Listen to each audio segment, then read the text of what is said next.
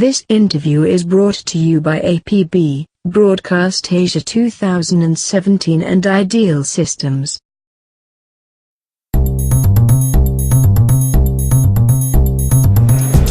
Broadcast across the globe has actually considered the transition to IP-based workflow.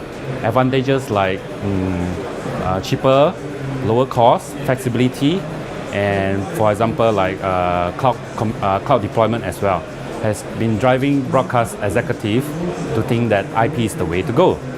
Yeah, but flipping the switch for broadcast infrastructure is really not an easy task. Yeah, so I would say that from my stand, I would say that 10 to 20% of the broadcaster across the world has started to purchase our Tektronix media analyzer to do trials and testings. For the rest of the broadcaster around the world, I would say that they are probably in a wait and see approach. As for the region for Asia Pacific, I would say that countries like Australia, New Zealand, who has already started their HD transition decades ago, it would be a timely for them to start to invest into this IP transition. It's time to upgrade their facilities. And for the rest of the Southeast Asia countries, they just finished their HD transition maybe a few years ago, or they're probably going to last for another few more years. So we believe that they're going to probably have a wait and see approach. Yeah.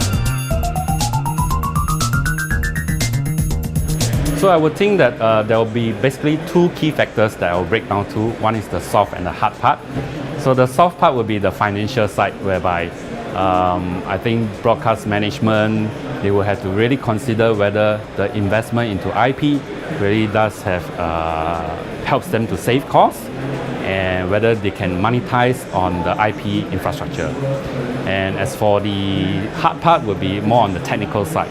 So technical, I will break down into two parts, which is one is the soft skill, that means basically all the video engineers has to know all the IP protocol or the IP technology.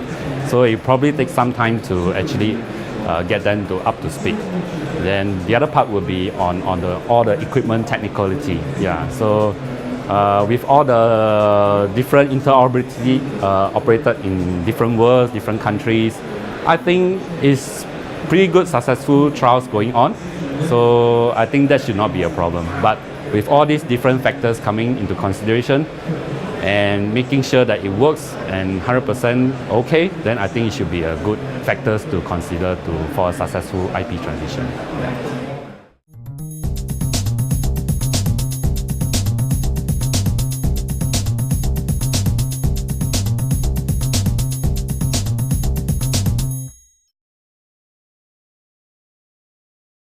This copyrighted video of the broadcast IP Interop Lab may not be reproduced or redistributed in any form without the expressed written consent of EdTech International Private Limited.